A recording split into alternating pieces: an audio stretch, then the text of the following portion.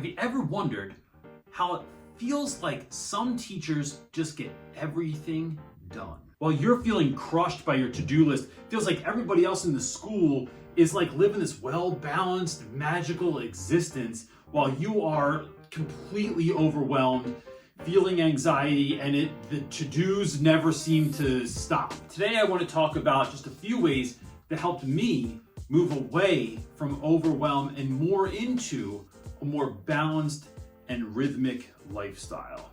Let's get into this. So on the front end, I want to say that my children are having an epic Minecraft battle, and in the new house, which is clearly not all the way set up yet, it's difficult. They're right across the hallway from me. They used to be upstairs from me. And also, I just want to point out, I can't find my iron, all right? It's been 2 weeks. It's in a box somewhere. I can't find my iron. I'm doing the best I can here. Moving on. So the first thing I want to talk about is like trying to get it all done. Like, how can we move closer to that? This is not a comprehensive video.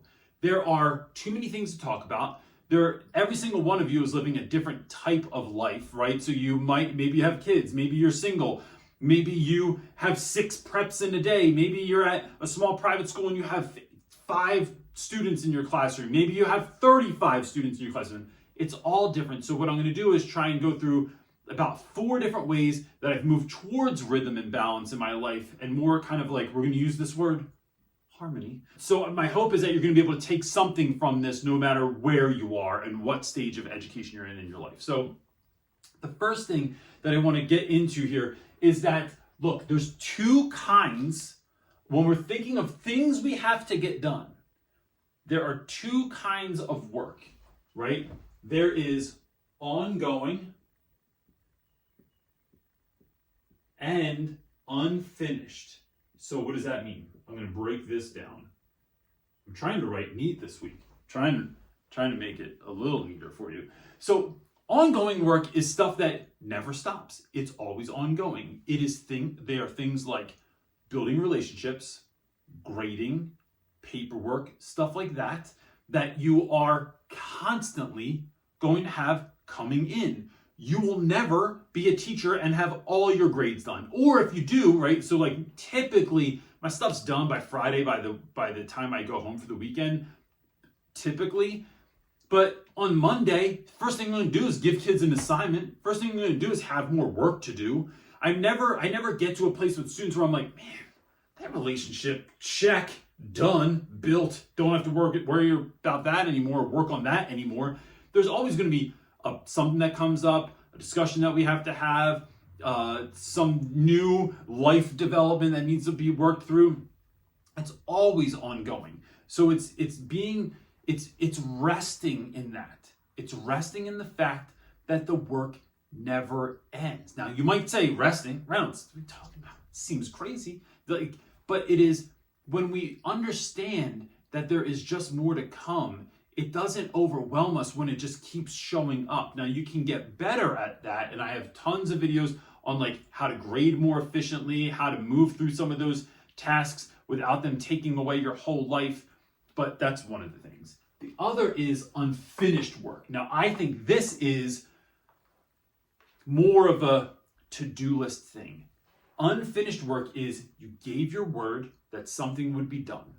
There was a deadline, either official or unofficial. So let's say it's you had to have IEP paperwork done by a certain time and date to be in compliance, right? Or so that would be something that's official. Unofficial, you told a parent you'd call them today by 3:30 to talk to them about a certain matter, right? Unofficial, but still you want to be a person of your word, right? And that's a whole nother video, but it's really important to me as an educator to say what I mean and to mean what I say, in class and out of class. It's what shows your character, and that's, like I said, a whole nother video. But what are these unfinished things? Now, I think what we have to look at next is what is essential, right?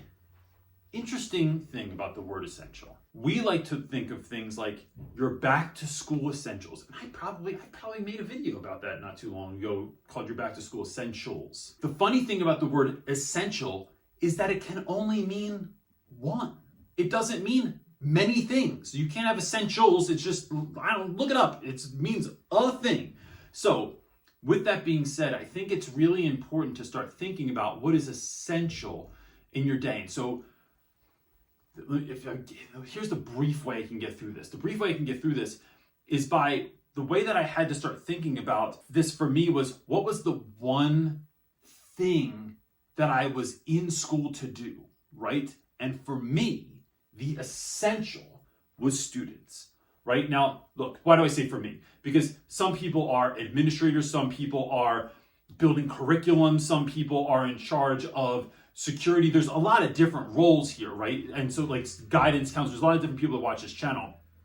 So, but for me, it was education's only ever about students. When I think of that, it is real. If I pare that down even more, it's student success. That is all I care about, is just students living the life of their dreams. Me offering an opportunity to unlock your greatness so you can live the life that you imagine. I have another video about this on like how to kind of figure out what your essential is, called 3 Ways to Get Your Time Back. I'll link it in the description box below if you want to check that out. Once you figure out what that essential is, it makes everything else a lot more easy. Does what is essential to me line up with what I'm being asked to do, what someone's putting on my to-do list, or what I'm putting on my to-do list, right? And so once I figure that out, it becomes very easy, or it becomes easier to sort of start going, no, that is not even in line with my values, with why I'm here, with my mission of what I'm doing. And I realize, right, that some things I do because it's just a nice thing to do. I do it because I'm asked. I'm doing because I see the need. But I want to talk about how we're going to get away from some of that, right? But 3, it is blocking your time, right? So I block my time every day, even as like someone that is working with teachers. I find myself pulled in all different directions, and there's so much opportunity that you really have to learn what to say yes to and what to say no to. So in blocking my time, I have to, in the classroom, I'm looking at things like period 1. I had this beautiful schedule the other year where my first period I had off. So I used that to plan and connect. That was it. I am not doing anything else. I think that once we get really clear and start blocking our time, even putting a timer on for your time to remind you to be where your feet are, right? So we are only doing that thing. You'll find that you have that time yields a lot more results. But when I'm on social, when I'm, thinking about the bulletin board competition or the door decoration competition, and I'm on Pinterest and looking for things like that, I'm looking up things on Oriental Trading to see if I can get like some cheap deals to get some stuff that's going to like really make it pop. I'm going all over the place. But for me, it was, I'm planning what's for today and I'm connecting with other teachers. I did this my last year in West Philly. Was in the art room where I sat with some of my friends, all really good people, all people that were life-giving. And so I was putting myself in this kind of space of like, oh man, we're all trying to get after this today. We're all loving our jobs. We talk about real teacher stuff, but like it felt good to be in there. And I'm planning. So I'm sitting with my co-teacher and we're planning out, going over, here's the game plan for today that we came up with. How's this going to work today? And what's the rest of the week look like, right? That's 50 minutes of unencumbered time of just doing that yields huge results.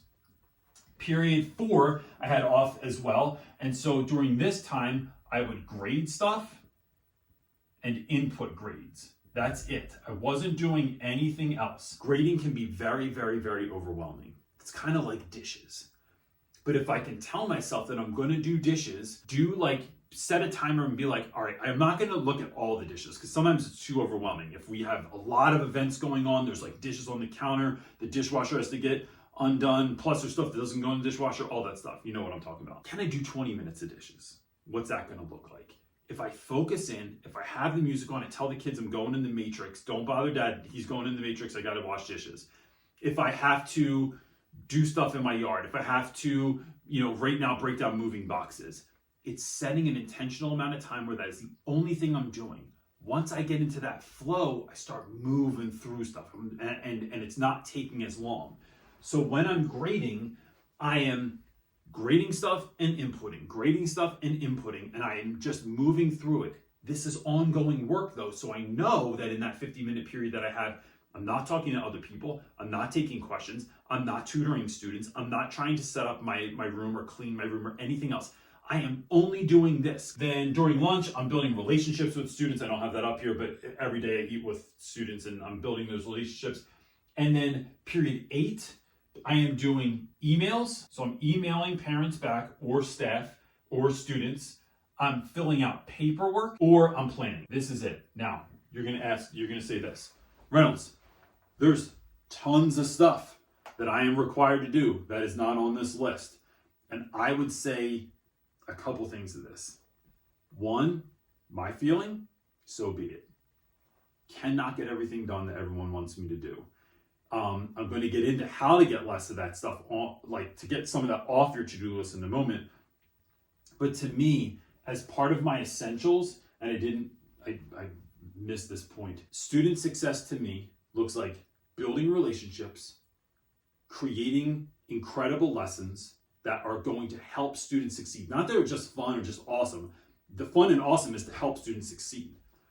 It is doing grades on time so my students have an idea of where their performance is at any given moment.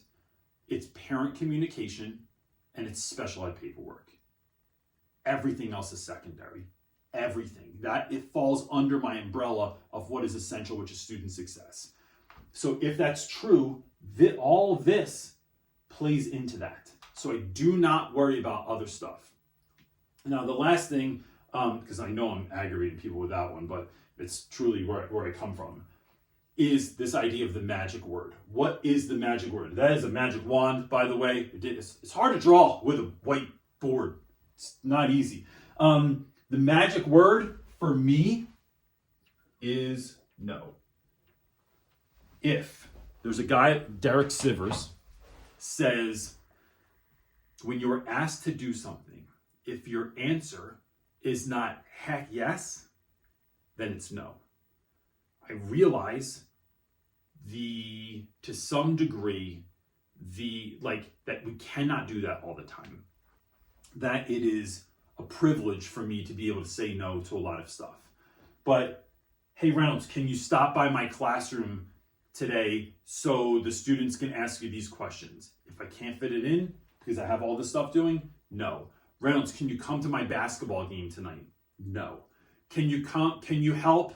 So like when I think about all the things I used to do, like I ran after school programs, I was building sets for the play, I was in a teacher band. Like the teachers were in a band and played music together that no one wanted to listen to. I was in charge of like committees. If someone was like, oh gosh, there's an extra bulletin board that needs to be decorated before parent teacher night, can someone do it? Got you. I would just load myself up with all these things that were taking me away from my essential. Now, they might look like they're a part of the essentials, but the question you really have to sit with is it? I'd rather have less stuff to do and do it great than have a whole lot of things that I do and do them all subpar. Right? Let me say that again. I'd rather have less to do and do it great than have a lot of things to do and have it be subpar. I do not want to be the Cheesecake Factory of educators, right? I don't want to have that many. You know, when you go to Cheesecake Factory, they have like 50 pages on that menu. They make everything from grilled cheese to fettuccine alfredo to steak. That's too many options. You're not doing any of them great. I'm going to go to somewhere that just does a thing, right? We only make tacos. That's all. Like Five Guys is good because they got like 2 or 3 things on the menu basically. So it's really, really looking at that. I realize this is still can be somewhat overwhelming for some of this stuff, but this is how I kind of look at it. It's how I start moving into this space. If you need more help, I have a boundaries video too that's really going to help you to look at how to say no. The video is called Boundaries. I'll link that in the description below too. But it is having the courage sometimes to start moving the needle in the direction of some of these things. This is not a like, yo, Monday, start rolling this out. Look out, everybody. I'm balanced. I got flow and harmony in my lifetime and in my life and in my classroom.